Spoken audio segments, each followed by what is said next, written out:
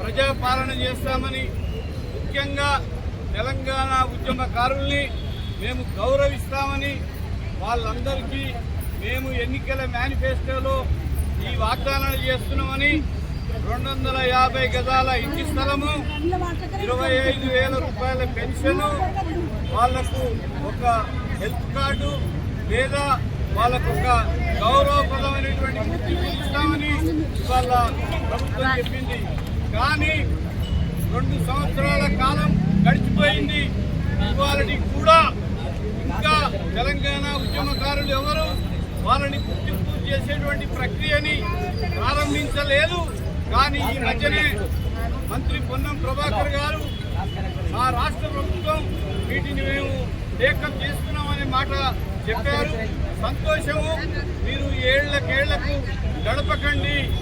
ఉద్యమకారులు ఇప్పటికే 1,200 మంది బిడ్డలు తెలంగాణలో ఆత్మత్యాగం చేసుకున్నటువంటి బలైనటువంటి సందర్భం ఉన్నది. 69 ఉద్యమంలో దాదాపు 370 మంది ఇట్లా ఉన్నారు. అందుకని ప్రవేశపెట్టేటువంటి బడ్జెట్ లో ఇది పెద్ద సమస్య కాదు.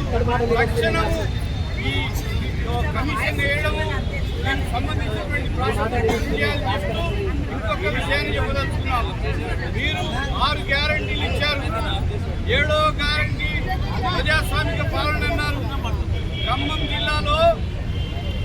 జిల్లాలో వెలుగుమట్ల అనేటువంటి 1,000 మంది పేదలు గత 12 సంవత్సరాలుగా 1000 గుడిచెలేసుకొని అక్కడ వాళ్ళు నివసిస్తూ ఉంటే అర్ధరాత్రి బందిపోటు దొంగల్లాగా 2,000 మంది పోలీసులు 12 నుంచి 20 వరకు ప్రొక్లైన్లు పెట్టి తెల్లవారుజామున 4 గంటల నుంచి మధ్యాహ్నం 11 గంటల వరకల్లా అక్కడ ఎక్కడికక్కడ ఇళ్ళని కూల్చేసినటువంటి ఒక దుర్మార్గం ఉన్నది.